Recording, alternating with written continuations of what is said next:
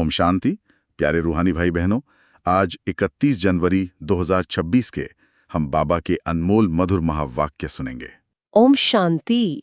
चलिए कुछ पल अपने मन बुद्धि को सब तरफ से हटाकर एक प्यारे बाप की याद में स्थित हो जाएं।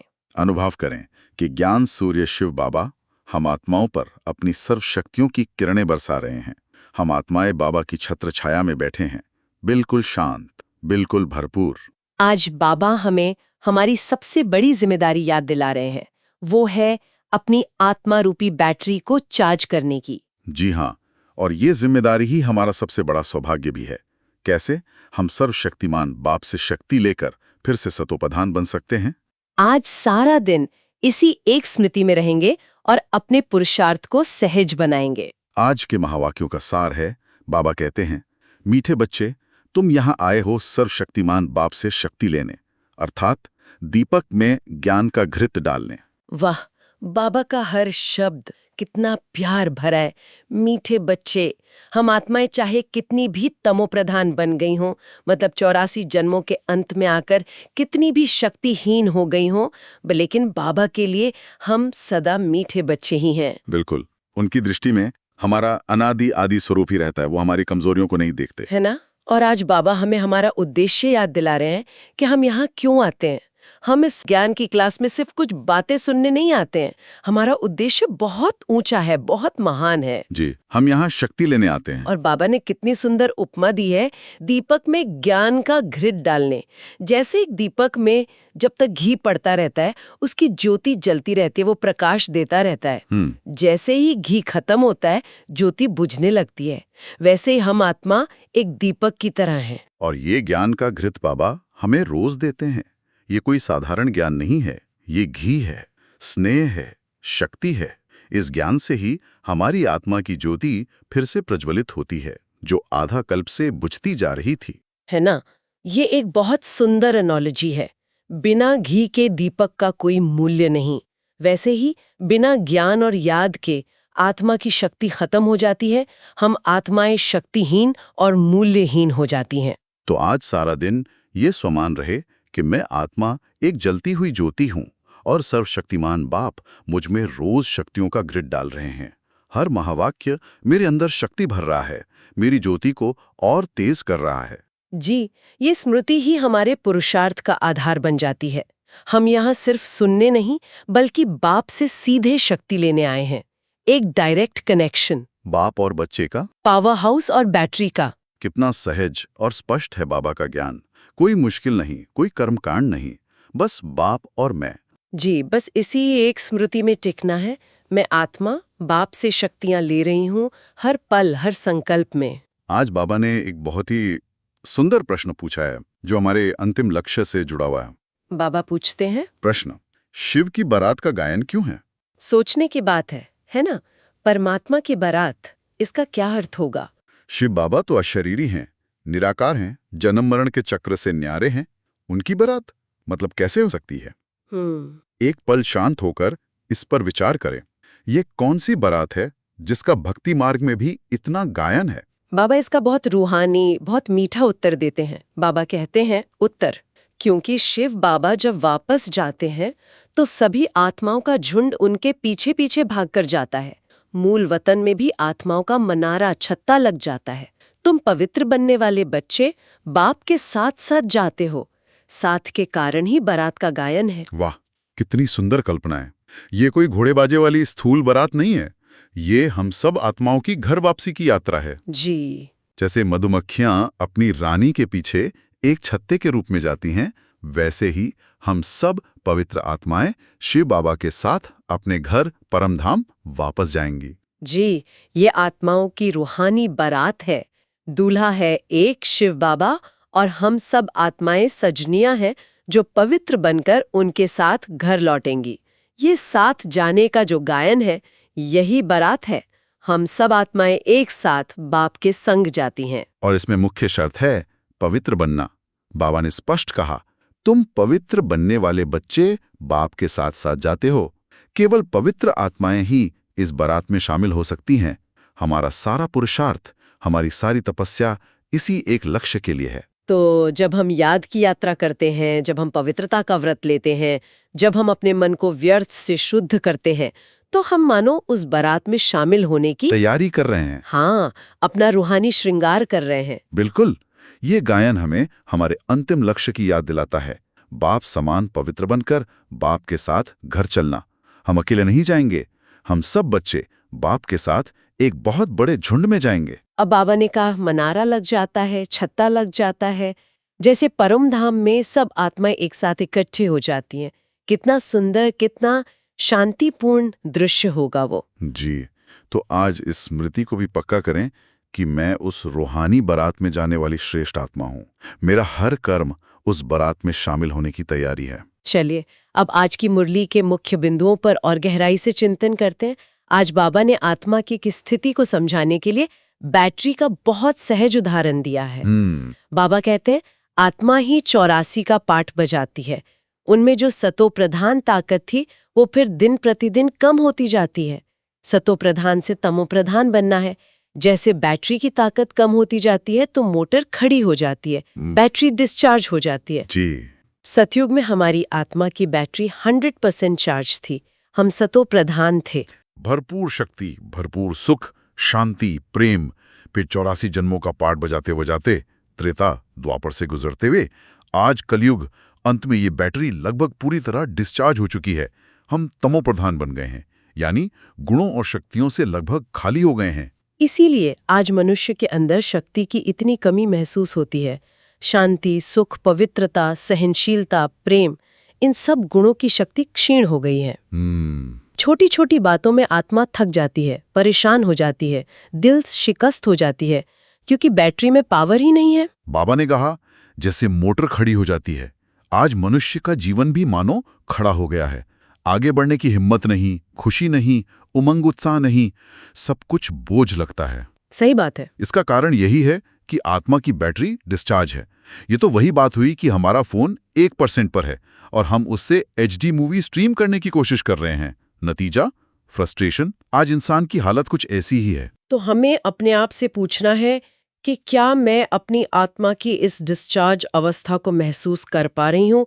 जब तक ये एहसास नहीं होगा, जब तक ये पता नहीं चलेगा कि मैं बीमार हूँ, तब तक इलाज की सच्ची लगन भी नहीं आएगी। बिल्कुल जी। जब ये यथार्थ रीति अनुभव होगा कि हाँ, मेरी शक्ति सचमुच खत्म हो गई है, मैं छोटी छोटी बातों में हार खा लेती हूँ, तभी चार्ज करने के लिए सच्चा पुरुषार्थ शुरू होगा। तो अब सवाल उठता है कि इस डिस्चार्ज हुई बैटरी को चार्ज कैसे किया जाए। बाबा इसकी एकमात्र विधि बताते हैं, कोई दूसरा रास्ता है ही नहीं। क्या कहते हैं बाबा? बाबा कहते हैं अभी तुम बच्चे समझते हो तुम्हारी आत्मा सर्वशक्तिमान थी, अब फिर तुम सर्वशक्तिमान बाप से अपना बुद्धि योग लगाते हो तो बाबा की शक्ति हमारे में आ जाए, क्योंकि शक्ति कम हो गई है। सिवाय परमपिता परमात्मा के साथ योग लगाने के बैटरी चार्ज नहीं हो सकती। वो बाप ही एवर प्योर है। कितना सीधा और स्पष्ट निर्देश है। दुनिया में और कोई तरीका नहीं है। कोई किताब पढ़ने से, कोई तीर्थ करने से, कोई कर्मकांड से आत्मा की बैटरी चार्ज नहीं हो सकती। एकमात्र पावर हाउस सर्वशक्तिमान जो स्वयं एवर प्योर हैं, यानी सदा पवित्र हैं, उनसे बुद्धि योग लगाने से ही हमारी बैटरी चार्ज हो सकती है। जी, जैसे हर मोबाइल का एक विशेष चार्जर होता है, आप किसी और चार्जर से उसे चार्ज नहीं कर सकते, वैसे ही हम आत्माओं का चार्जर केवल एक शिव बाबा है। किसी और देहधारी गुरु या व्यक्ति को याद करने से चार्जिंग नहीं हो सकती, बल्कि बाबा कहते हैं और डिस्चार्ज ही होंगे, क्योंकि वे स्वयं डिस्चार्ज हैं। बाबा ने कहा वो बाप ही एवर प्योर है। यही कारण है कि केवल वही चार्ज कर सकते हैं। पवित्रता ही शक्ति का स्रोत है। हम अपवित्र बनकर शक्तिहीन हुए और अब उस परम पवित्र से जुड़कर ही फिर से शक्तिशाली बन सकते हैं। तो दिन में हमें बार बार जांचना है कि मेरा बुद्धि योग कहाँ लगा हुआ है। क्या मेरा कनेक्शन पावर हाउस से जुड़ा है या दे दुनिया के व्यर्थ बातों में, पुराने हिसाब किताब सोचने में, परचिंतन में मेरी बची खुची ऊर्जा भी खत्म हो रही है। जी, चेकिंग बहुत जरूरी है।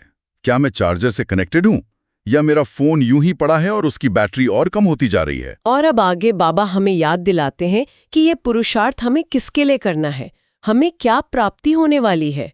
जब लक्ष्य बुद्धि में स्पष्ट होता है तो यात्रा सहज हो जाती है। जी। बाबा कहते हैं तुम जानते हो देह सहित देह के जो भी सब संबंध है वो सब खत्म हो जाने हैं, फिर तुमको बेहद का राज्य मिलता है।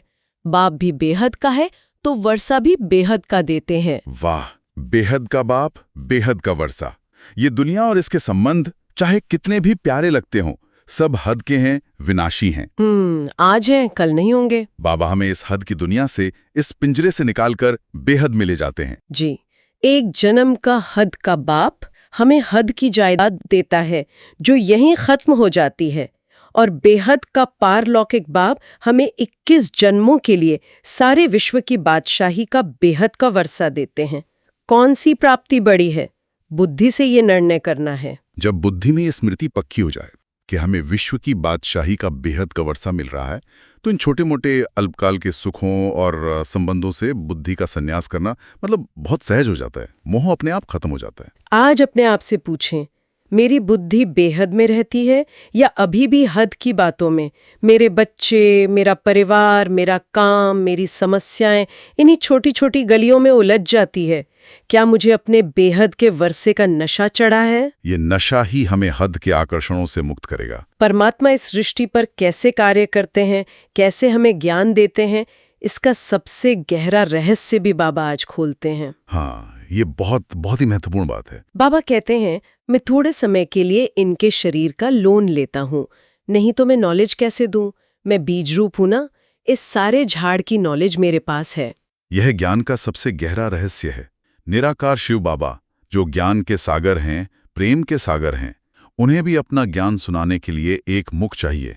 इसलिए वे प्रजापिता ब्रह्मा के इस साधारण तन का आधार लेते हैं, जिसे वो लोन कहते हैं। जी, ये बात सुनने में थोड़ी अनोखी लग सकती है कि सर्वशक्तिमान को एक शरीर उधार लेने की क्या जरूरत है, पर बाबा समझाते हैं कि ज्ञान सुनाने के लिए एक माध्यम, एक मुख तो चाहिए। जी, और लोन शब्द इस्तेमाल करके वो ये स्पष्ट करते हैं कि वो इस शरीर के मालिक नहीं बनते, बल्कि केवल एक मेहमान की तरह आकर अपना काम करते हैं। ये कितना निरहंकारी भाव है ना?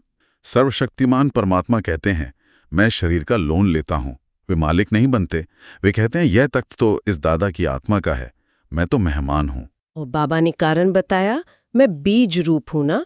जैसे बीज में सारे झाड़ का ज्ञान समाया होता है, वैसे ही शिव बाबा, जो इस मनुष्य सृष्टि रूपी झाड़ के बीज हैं, उनके पास ही पूरे सृष्टि चक्र का 84 जन्मों का यथार्थ ज्ञान है। और वो ज्ञान वे हमें इस तन द्वारा दे रहे हैं। हमें इस भाग्य का कितना नशा होना चाहिए कि हम सीधे ज्ञान के बीज से स्वयं परमात्मा से ये ज्ञान सुन रहे हैं, किसी मनुष्य या गुरु के द्वारा नहीं, सीधे भगवान वाच। जब मुरली सुनते हैं तो ये स्मृति रहे कि ये कोई मनुष्य नहीं, स्वयं शिव बाबा इस मुख द्वारा बोल रहे हैं। और आज की 5वीं मुख्य शिक्षा है, जीवन में उन्नति के आधार पर हम ऊपर कैसे चढ़ें। इसका रास्ता क्या है? बाबा कहते हैं, ये है श्रीमत, अर्थात श्रेष्ठ ते श्रेष्ठ मत भगवान की, बाकी सब है मनुष्य मत। मनुष्य मत से गिरते आते हो, अब श्रीमत से तुम चढ़ते हो। बाप मनुष्य से देवता बना देते हैं। हमारे सामने दो ही रास्ते हैं, दो ही मत हैं। एक श्रीमत यानी श्रेष्ठ ते श्रेष्ठ परमात्मा की मत, जिससे हम मनुष्य से देवता बनते हैं, हमारी चढ़ती कला होती है। और दूसरी है मनमत, जिसमें अपनी मन की मत मनमत और दूसरे मनुष्यों की मत परमत भी आ जाती है। इस मनुष्य मत पर चलकर ही हम आधा कल्प से गिरते ही आए हैं, तमो प्रधान बने हैं। इसे ऐसे समझें, श्रीमत भगवान का दिया हुआ गूगल मैप्स है, जो सबसे बेस्ट ट्रैफिक फ्री रास्ता दिखाता है। हाँ, बिल्कुल सही। और मनमत है हमारा वो अहंकार जो कहता है, नहीं मुझे एक शॉर्टकट पता है, और फिर हम किसी तंगली में जाकर फंस जाते हैं। तो हमारे सामने चुनाव बहुत स्पष्ट है। अगर श्रेष्ठ बनना है, सतो प्रधान बनना है, अपनी बैटरी को चार्ज करना है, तो केवल एक बाप की श्रीमत पर चलना है। 1% भी अपनी मनमत मिक्स नहीं करनी है। दिन भर में अपने हर संकल्प, बोल और कर्म को जांचें, क्या ये श्रीमत के अनुसार है? जब कोई परिस्थिति आती है तो मैं क्या सोचती हूँ, बाबा समय क्या कहते, या मैं सोचती हूँ मुझे क्या लगता है, मेरा क्या अनुभव है? यही पुरुषार्थ है। श्रीमत पर चलना ही चढ़ती कला है। तो आज के इन मधुर महावाक्यों से धारणा के लिए मुख्य सार है। जी, पहला पॉइंट, बाबा कहते हैं, मन वचन कर्म से पवित्र बन आत्मा रूपी बैटरी को चार्ज करना है, पक्का ब्राह्मण बनना है। जी, चार्जिंग की मुख्य शर्त ही पवित्रता है। बाबा से कनेक्शन तभी जुड़ेगा जब पवित्रता का फाउंडेशन पक्का होगा। और पवित्रता सिर्फ ब्रह्मचर्य व्रत नहीं है, बल्कि ये बहुत गहरी है। मन से, वचन से और कर्म से पवित्र बनना है। मन में भी किसी के प्रति व्यर्थ संकल्प न हो, घृणा, ईर्ष्या, क्रोध का अंश मात्र भी न हो। यह है मन की पवित्रता। वचन भी मीठे और युक्ति युक्त हों, किसी को दुख देने वाले न हों। यह है वचन की पवित्रता। और कर्म तो श्रेष्ठ हों ही। हर कर्म से बाप का नाम बाला हो, यही पक्के ब्राह्मण की निशानी है। आज सारा दिन इस पर अटेंशन देंगे कि मेरी पवित्रता की शक्ति बढ़ रही है या घट रही है। क्या मेरे मन में किसी के लिए व्यर्थ संकल्प चले? क्या मेरे मुख से कोई कड़वा बोल निकला? ये चेकिंग ही हमें पक्का ब्राह्मण बनाएगी। और धारणा के लिए दूसरा पॉइंट है, मन मत व मनुष्य मत छोड़। एक बाप की शीमत पर चलकर स्वयं को श्रेष्ठ बनाना है। सतोप्रधान बन बाप के साथ उड़कर जाना है। ये बहुत गहरा अभ्यास है। अपनी इच्छाओं को, अपने पुराने संस्कारों को, अपनी मैं और मेरेपन को छोड़कर केवल बाबा की श्रीमत को ही अपनाना। जहां मन कहे ऐसे करो, वहां रुक कर पूछना, बाबा की श्रीमत क्या है? जब हम श्रीमत पर चलते हैं तो हम हल्के हो जाते हैं, क्योंकि सारी जिम्मेदारी बाप की हो जाती है। हम बोझ से मुक्त होकर उड़ती कला का अनुभव करते हैं। सही बात है। और बाबा कहते हैं, यही आत्माएं जो यहाँ हल्की रहती हैं, वही बाप के साथ वापस उड़ के जाएंगी। तो आज अपनी हर आदत को, हर संस्कार को श्रीमत की कसौटी पर कसना है, और जो श्रीमत के विरुद्ध हो उसे छोड़ देना है। यही सच्चा समर्पण है। आज का बाबा का वरदान बहुत शक्तिशाली है। बाबा कहते हैं, सत्यता की शक्ति द्वारा प्रकृति व विश्व को सतोप्रधान बनाने वाले मास्टर विधि विधाता भव। वाह! जब आप बच्चे सत्यता की शक्ति को धारण कर मास्टर विधि विधाता बनते हो, तो प्रकृति सतोप्रधान बन जाती है, युग सतयुग बन जाता है, सर्व आत्माएं सद्गति की तकदीर बना लेती हैं। आपकी सत्यता पारस के समान है।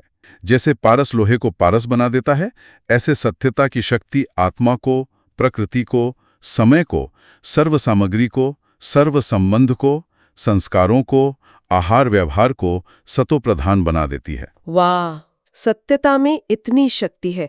जब हम स्वयं से सच्चे रहते हैं, अपने पुरुषार्थ में सच्चे रहते हैं और एक बाप से सच्चे रहते हैं, तो हमारे अंदर एक ऐसी शक्ति आती है जो सिर्फ हमें ही नहीं बल्कि पूरे विश्व और प्रकृति को भी बदल देती है। जी, हमारी सच्चाई पारस की तरह है। जो भी हमारे संपर्क में आता है, चाहे वो लोग हों, वस्तुएं हों, हमारा भोजन हो, हमारा घर हो, सब कुछ पावन और सतोप्रधान बन जाता है। हमारे वाइब्रेशन से, हमारी सत्यता की शक्ति से सब कुछ बदल जाता है। बाबा हमें मास्टर विधि विधाता बना रहे हैं।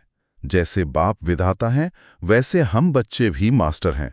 हमारी सत्यता की शक्ति से सतयुग की विधि स्थापन होती है। तो आज इस वरदान को स्वरूप में लाने का पुरुषार्थ करेंगे। हर संकल्प और कर्म में सत्यता की शक्ति को धारण करेंगे। कोई भी बात छिपाएंगे नहीं, दिल साफ रखेंगे और अनुभव करेंगे कि मैं मास्टर विधि विधाता हूँ। मेरे द्वारा ये विश्व बदल रहा है। जी, हर कर्म इस ऊंचे स्वमान में स्थित होकर करेंगे तो साधारण कर्म भी अलौकिक हो जाएगा। आज का स्लोगन है, योगी आत्माएं वो हैं जिन्हें प्रकृति की हलचल भी आकर्षित न करे। ये योगी जीवन की ऊंची स्टेज की निशानी है। बाहर चाहे कितनी भी उथल पुथल हो, दुनिया में समस्याएं हो, शरीर में बीमारी हो, प्रकृति के तत्व भी हलचल में हों, लेकिन एक सच्ची योगी आत्मा अपनी आंतरिक शांति और स्थिरता में अचल अडोल रहती है। जी, उसका ध्यान बाहर की हलचल पर नहीं, बल्कि अपने अंदर आत्मा और परमात्मा की स्थिति पर रहता है। वो साक्षी होकर हर दृश्य को देखती है। सही बात है। बाहर का शोर उसके अंदर की चुप्पी को भंग नहीं कर सकता। आज जब भी ट्रैफिक कंट्रोल का समय हो या दिन में कोई ऐसी परिस्थिति आए जो मन को विचलित करे, इस स्लोगन को याद करें और अभ्यास करें कि बाहर के किसी भी आकर्षण या हलचल से परे मैं अपनी योगी स्थिति में स्थित हूँ। मैं शांत स्वरूप आत्मा हूँ। यही अभ्यास हमें अंत समय के लिए तैयार करेगा। आज के अव्यक्त इशारे बहुत शक्तिशाली हैं, जो हमें जीवन मुक्त अवस्था का अनुभव करने की विधि बताते हैं। बाबा कहते हैं, इस अव्यक्त मास में बंधन मुक्त रहे, जीवन मुक्त स्थिति का अनुभव करो। अब बाबा आगे समझाते हैं, सुदर्शन चक्रधारी सो छत्रधारी बनो, तो देह की स्मृति के अनेक व्यर्थ संकल्पों के चक्र से, लौकिक और अलौकिक संबंधों के चक्र से, अपने अनेक जन्मों के स्वभाव और संस्कारों के चक्र से और प्रकृति के अनेक प्रकार के आकर्षण के चक्र से जब मुक्त हो जाएंगे, तब अन्य आत्माओं को भी बाप से प्राप्त हुई शक्तियों द्वारा अनेक चक्रों से सहज ही छुड़ाकर जीवन मुक्त बना सकेंगे। कितना गहरा इशारा है। जीवन मुक्त बनने के लिए पहले बंधन मुक्त बनना है। हम मुक्ति चाहते हैं, लेकिन अनेक छोटे बड़े बंधनों में बंधे हुए हैं। जी, और बाबा ने 4 मुख्य चक्र या बंधन बताए हैं। पहला है व्यर्थ संकल्पों का चक्र, मन रुकता ही नहीं, पास्ट और फ्यूचर में घूमता रहता है। दूसरा है संबंधों का चक्र, मोह और लगाव के बंधन। तीसरा है पुराने स्वभाव संस्कारों का चक्र, जानते हुए भी कि ये गलत है, वही आदतें बार बार हमें अपनी ओर खींचती हैं। और चौथा है प्रकृति के आकर्षण का चक्र, सुंदर चीजें, अच्छा भोजन, आराम, ये सब भी आत्मा को नीचे खींचता है। इन सभी चक्रों से मुक्त होने का साधन बाबा ने बताया, स्वदर्शन चक्रधारी बनना। जी, जब हम सदा आत्मस्मृति और 84 के चक्र की स्मृति में रहते हैं, तो हम इन सभी छोटे छोटे चक्रों से ऊपर उठ जाते हैं। बुद्धि में जब बेहद का ज्ञान घूमता है, तो हद की बातें आकर्षित नहीं करती। बाबा कहते हैं, स्वदर्शन चक्रधारी सो छत्रधारी। जब हम स्वदर्शन चक्र घुमाते हैं, तो हम इन सभी बंधनों से मुक्त हो जाते हैं और हमारे सिर पर स्वराज्य का छत्र आ जाता है। हम अपनी कर्मेंद्रियों के मालिक बन जाते हैं। बिल्कुल। और जब हम स्वयं मुक्त होते हैं, तभी हम दूसरों को भी मुक्ति का रास्ता दिखा सकते हैं। एक बंधी हुई आत्मा दूसरी आत्मा को नहीं छुड़ा सकती। तो आज इन इशारों पर मनन करना है, अपने आप को चेक करना है कि मैं इन 4 चक्रों में से किस में सबसे ज्यादा फंसती हूँ, और फिर स्वदर्शन चक्र के अभ्यास से उससे मुक्त होने का तीव्र पुरुषार्थ करना है। यही सच्चा अव्यक्त बनने का अभ्यास है। चलिए, आज के ज्ञान के आधार पर 5 शक्तिशाली स्वमानों का अभ्यास करते हैं। हर स्वमान को गहराई से अनुभव करें, अपने मन बुद्धि को एकाग्र करके उस स्वरूप में स्थित हो जाएं। पहला स्वमान, मैं सर्वशक्तिमान बाप की संतान, मास्टर सर्वशक्तिमान आत्मा हूँ। अनुभव करें जैसे बाप पावर हाउस हैं, उनसे शक्तियां मुझ आत्मा में भ्रकुटी के बीच में आ रही हैं। मेरी आत्मा की बैटरी चार्ज हो रही है, शांति की, प्रेम की, सुख की शक्ति मुझ में भर रही है। सारा दिन जब भी कोई कमजोरी महसूस हो, कोई परिस्थिति मुश्किल लगे, इस स्वमान को याद करें, मैं साधारण आत्मा नहीं, मैं मास्टर सर्वशक्तिमान हूँ, बाप की सब शक्तियां मेरी हैं। दूसरा स्वमान, मैं अकाल आत्मा हूँ, ये शरीर मेरा तख्त है। इस देह से न्यारा होकर स्वयं को देखें, मैं भ्रकुटी के बीच चमकता हुआ एक अविनाशी सितारा हूँ। मैं शरीर को चलाने वाली अविनाशी अकाल मूर्त आत्मा हूँ। काल इस शरीर को खा सकता है, मुझे नहीं। इस अभ्यास से देह अभिमान सहज ही समाप्त हो जाएगा। मैं इस तख्त का मालिक हूँ, ये तख्त मेरा मालिक नहीं है। मैं इसकी कर्मेंद्रियों का राजा हूँ और अपनी इच्छा अनुसार इन्हें चलाता हूँ। तीसरा स्वमान, मैं पवित्र ब्राह्मण आत्मा हूँ, बाप के साथ शिव की बारात में जाने वाली हूँ। इस ब्राह्मण जन्म की पवित्रता को और अपने अंतिम लक्ष्य को स्मृति में लाएं। ये संगम युग का जन्म सबसे श्रेष्ठ जन्म है। मैं परमात्मा की अपनी रचना हूँ। दुनिया की कोई अपवित्रता मुझे छू नहीं सकती। मैं घर जाने की तैयारी कर रही हूँ। यह स्वमान हमें पवित्रता के पुरुषार्थ में बहुत मदद करेगा।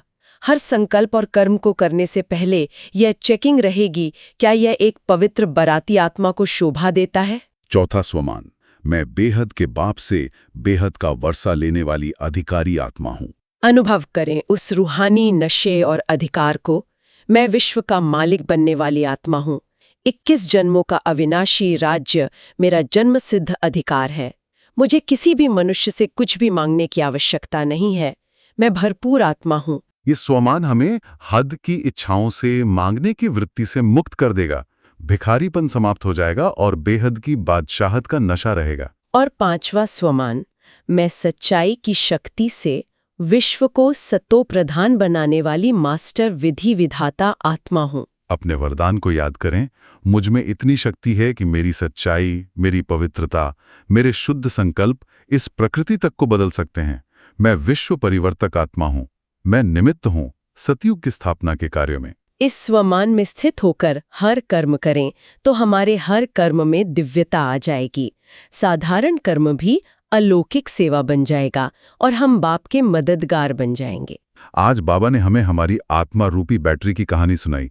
कैसे हम सतयुग में फुल चार्ज थे, फिर 84 जन्मों का पाठ बजाते बजाते तमोप्रधान बने, और अब कैसे संगम युग पर प्यारे बाप की याद से फिर से चार्ज होकर वापस घर जाना है। जी, आज का दिन इसी एक लगन में रहना है कि मुझे अपनी बैटरी फुल चार्ज करनी है।